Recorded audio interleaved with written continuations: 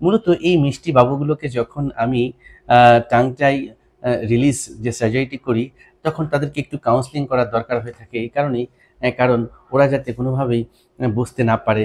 এই স্প্রেটি আমি মুখের মধ্যে দেওয়ার সাথে সাথেই তার জিহ্বাটা খানিকটা অবশ হয়ে যাবে এবং সেই অবশ থাকা অবস্থায় আমরা কাজটি করে ফেলবো। আমার চেম্বারে আমি প্রায় টাংটায় আক্রান্ত রোগী পেয়ে থাকি এবং এই রোগীগুলো সাধারণত ছোট্ট সোনামণিরা আক্রান্ত। এই কারণেই যে যখন তারা কথা বলার কথা এবং আধো আধো করে কথা বলতে শেখে, তখন মা বাবারা প্রথমে নোটিস করে থাকে যে কথাটা ঠিক মতন বের হচ্ছে না, বা কষ্ট হচ্ছে, বা স্টামারিং হচ্ছে, তোতলামি হচ্ছে। এই বিষয়টি কিন্তু প্রথম নজরে আসে মা বাবার মধ্যেই, যে কারণে মা বাবারা খুব আতঙ্কগ্রস্ত হয়ে পড়ে যে কি কারণে আমার বাচ্চাটি ঠিক মতন কথা বলতে পারছে না বা কথার মধ্যে জড়তা থাকছে। এগুলো দেখে মা বাবারা ভয় পেয়ে যায় এবং আলটিমেটলি যখন তারা চিকিৎসকের কাছে আসে, তখন তারা একটি সলিউশন পেয়ে থাকে। আমি এই টাংটাই নিয়ে অনেক ভিডিও তৈরি করেছি। আজকে আমার চেম্বারে ছোট্ট একটা সোনামণি এসেছে, আমি বলতে পারি সর্বকনিষ্ঠ, যে ওর বয়স মাত্র 17 মাস, 2 বছরও পূর্ণ হয়নি। তো একটু আগে আমাকে দেখালো ওর বাবা মা আমার চেম্বারে এসে, এবং তারা আগের থেকেই জানে জিনিসটা কি। আমাকে এসেই বলল, স্যার আমার বাচ্চার তো জিহ্বায় টাংটায় সমস্যা আছে। তা আমি বললাম যে আপনি জানলেন কিভাবে? বলল যে আপনার ভিডিও আমি দেখেছি, আপনার ভিডিওতে টাংটায় আক্রান্ত রোগীরা যেরকম, আমার বাচ্চার মধ্যেও ঠিক একই রকম সমস্যা, যে কারণে আমি সরাসরি চলে এসেছি এটা অপারেশন করানোর জন্য। মূলত এই মিষ্টি বাবুগুলোকে যখন আমি টাংটাই রিলিজ যে সার্জারিটি করি, তখন তাদেরকে একটু কাউন্সেলিং করার দরকার হয়ে থাকে। এই কারণেই, কারণ ওরা যাতে কোনোভাবেই বুঝতে না পারে এবং ওদের ভিতরে যাতে ভয় কাজ না করে, ওরা যাতে কান্নাকাটি কম করে, ওরা যাতে সহজে আমাকে অ্যাকসেপ্ট করে, যে কারণে আমি একটু এক্সট্রা কেয়ার তাদের প্রতি নেওয়ার চেষ্টা করে থাকি। আমার স্টাফরা বিভিন্ন ধরনের টিপস দিয়ে মোটামুটি তাকে একটু কনভিন্স করে ফেলে। তো আমি এখন এই মুহূর্তে সেই মিষ্টি সোনা বাবুটি নূর মোহাম্মদের টাংটাই রিলিজ করবো। তুমি একটু হা করো তো। হা দেখি।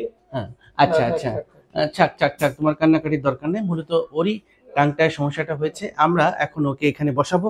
বসানোর পর আমরা এই যে একটি বাইপোলার কর্ড দেখতে পাচ্ছেন, এই কর্ড দিয়ে আমরা রিলিজ করে দেবো টাংটায়। মূলত এটি একটি কনজেনিটাল অ্যানোমালি, বাচ্চাদের হয়ে থাকে। জিহ্বার ডগার সাথে ফ্লোর অফ দ্য মাউথের একটি mucosal band, ultimately fibrous band দিয়ে এটি লাগানো থাকে।